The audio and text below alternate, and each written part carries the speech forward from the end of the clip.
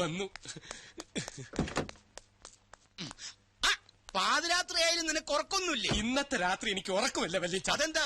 നിനക്കിന്നിവിടെ ശിവരാത്രിയാ? ഇന്ന് എനിക്ക് മാത്രമല്ല വല്യച്ഛനും ശിവരാത്രിയാ. തൽക്കാലം വല്യച്ഛൻ ഇവിടെ എത്തിയ വിവരം ആരും അറിയാൻ പാടില്ല. ഇനി വന്നേ, ഞാൻ ഫോൺ ചെയ്ത് പറഞ്ഞില്ലേ മനുവിന്റെ ചുറ്റിക്കളി കണ്ടുപിടിക്കാൻ പറ്റിയ അവസരം ഇതാണെന്ന്. എല്ലാം ഇന്ന് നേരിട്ട് കാണാൻ വല്യച്ഛ. നീ ചുറ്റി വളയാതെ കാര്യം എന്താണെന്ന് പറ ബാലു. അതൊക്കെ ഞാൻ മുറി ചെന്നിട്ട് എല്ലാം വിശദമായിട്ട് ഡീറ്റെയിൽ ആയിട്ട് പറയാം. കാർ മാറ്റിയിടാൻ പറഞ്ഞു.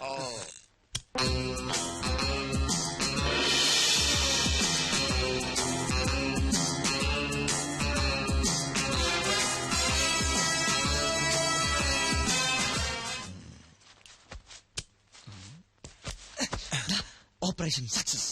എങ്ങനെയുണ്ട് എന്റെ ഐഡിയ? 104-നകത്ത് എന്നെ ആക്കിയിട്ട് വല്ലിച്ച മുറി പൂട്ടണം. ഓക്കെ?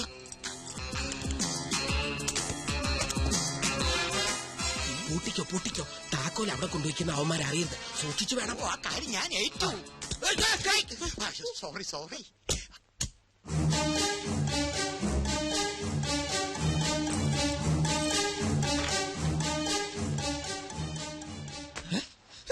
ഇയാളെങ്ങനെ ഇവിടെ എത്തി? അതെ, ഇയാളെങ്ങനെ ഇവിടെ എത്തി? ബാലു കൊണ്ടുപോയ താക്കോൽ എങ്ങനെ ഇയാളുടെ കയ്യിലെത്തി? അതെ, ഈ താക്കോൽ എങ്ങനെ ഇയാളുടെ കയ്യിലെത്തി? എടാ നിന്നെ നീ ഇങ്ങോട്ട് മാറി. പിടികിട്ടി. എന്ത് പിടികിട്ടി? ഇത് അവര് തമ്മിലുള്ള ഒരു പ്ലേയാ. എന്റെ പ്ലേ പറയാം. ബാലു കൊണ്ടുപോകുന്ന താക്കോൽ നമ്പ്യാർ തിരികെ കൊണ്ടുവന്ന് വെക്കുന്നു. വീണ്ടും ബാലു കൊണ്ടുപോകുന്നു, നമ്പ്യാർ തിരികെ വെക്കുന്നു. അങ്ങനെ കൊണ്ടുപോകുന്നു. അത് എന്തിനാണെന്നാണ് ചോദിച്ചത്. ഞാൻ പറഞ്ഞില്ലേ ഇതൊക്കെ അവര് തമ്മിലുള്ള ഒരു കളിയാണെന്ന്. എന്ത് കളി? ചുമ്മാ സമയം പോകാനായിട്ട് കിടന്നുറങ്ങടാ. അതായത് മനസ്സിലായില്ലേ?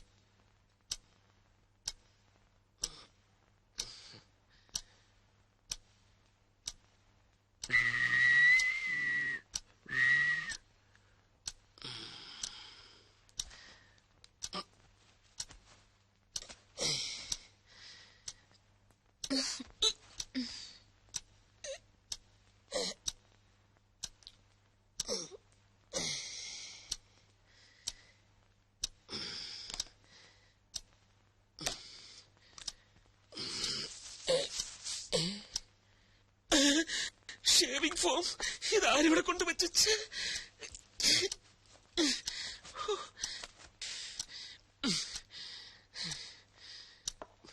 സ്പ്രേ.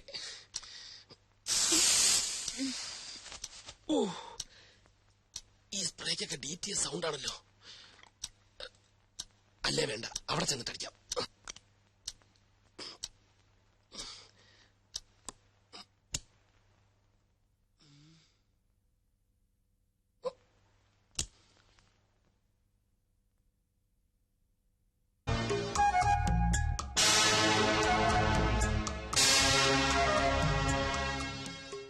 ഭാഗ്യം എല്ലാരും ഉറങ്ങി.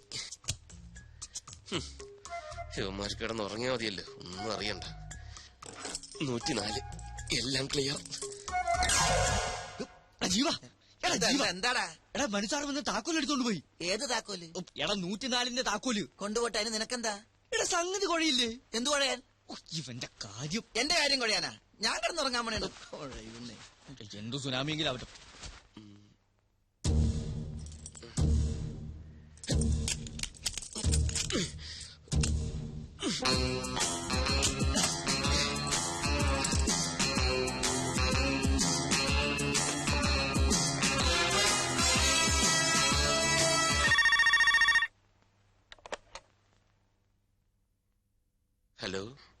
ഹലോ, ഞാനാ മനു. റൂമിലെത്തി, വേഗം വാ. സർ വേണ്ട, എനിക്ക് പേടിയാവുന്നു. ഒന്നും പേടിക്കണ്ടെന്നേ, ഇവിടെ ഒന്നും ആരുമില്ല, എല്ലാരും ഉറക്കമായി. അല്ല അത് പിന്നെ എന്നെ ഡിസപ്പോയിന്റഡ് ആക്കരുത് പ്ലീസ്. വരണം, വന്നേ പറ്റൂ. ഞാൻ കാത്തിരിക്കുക.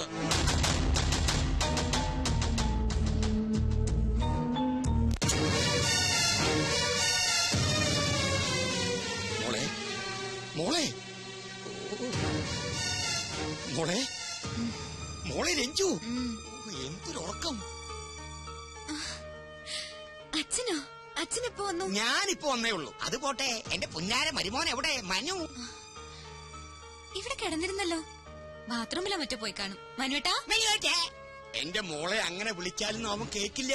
അവൻ എവിടെയുണ്ടെന്ന് ഈ അച്ഛനറിയാം. അച്ഛൻ എന്തായി പറയുന്നേ? ഓ, പാതിരാത്രിയിൽ ഭാര്യയെ മുറിക്കകത്ത് ഉറക്കി കിടത്തിയിട്ട് മുങ്ങുന്നൊരു ഭർത്താവിനെയാണല്ലോ മോളെ നിനക്ക് കിട്ടിയത്. അച്ഛൻ നീ ഇനി ഒന്നും പറയണ്ട, എല്ലാം നേരിട്ട് കണ്ടാലേ നിനക്ക് ബോധ്യാവുള്ളൂ. വന്നേ വാടി. ദേ നോക്ക്, വെറുതെ എന്നെ ക്ഷമ പരീക്ഷിക്കരുത്. തനിക്ക് എന്താ എത്ര പേടി? അതൊന്നും പറഞ്ഞാ പറ്റില്ല, ഒന്നേ പറ്റൂ. 5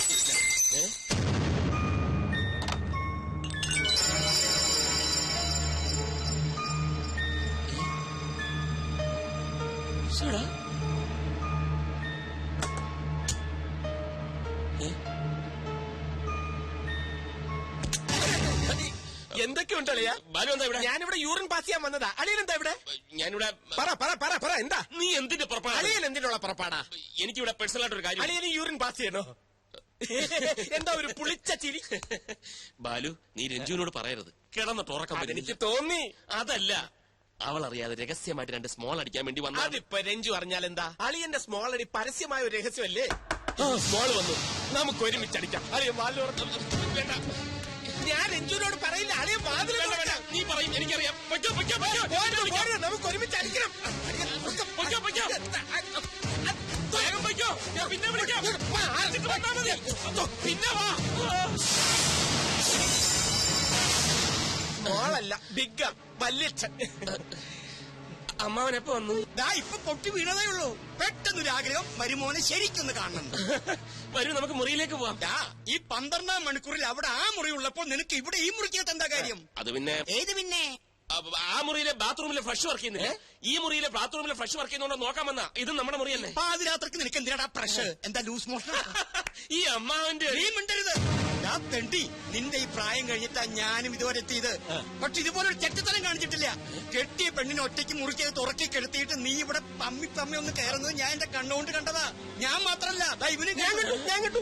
അമ്മാവൻ എന്തൊക്കെയായി പറയുന്നത്? പറയാ മാത്രല്ല, ഇനി പ്രവർത്തിച്ച് ഞാൻ കാണിച്ചു തരാം. രഞ്ജു, നീയെങ്കിലും ഞാൻ പറയുന്നൊന്ന് വിശ്വസിക്കും. വേണ്ട, എനിക്കെല്ലാം ബോധ്യമായി. ഇത്രയും കാലം മനുവേട്ടനെ വിശ്വസിച്ച ഞാനാ മണ്ടി. എനിക്കിനൊന്നും കേൾക്കണ്ട.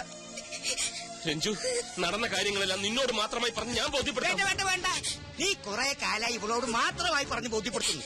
ഇപ്പൊ അവൾക്ക് എല്ലാം മനസ്സിലായി. രഞ്ജു, നീ ഇതിന് പിന്നെ ദുഃഖിക്കേണ്ടി വരും. അവള് ദുഃഖിക്കില്ല. ഇവളെ പൊന്നുപോലെ നോക്കുന്ന നല്ല അന്തസ്സുള്ള ചെറുപ്പക്കാർ ഈ നാട്ടിലുണ്ട്. അവരോട് തന്നെ കണ്ടുപിടിച്ച് കെട്ടിച്ച് കൊടുക്കും ഞാനിവളെ. നീ പോടാ, വാ മോളെ. രഞ്ജു, അവളെ വിളിക്കണ്ട, അവള് വരില്ല. ആ ചാപ്റ്റർ ക്ലോസ്ഡ്. Good bye.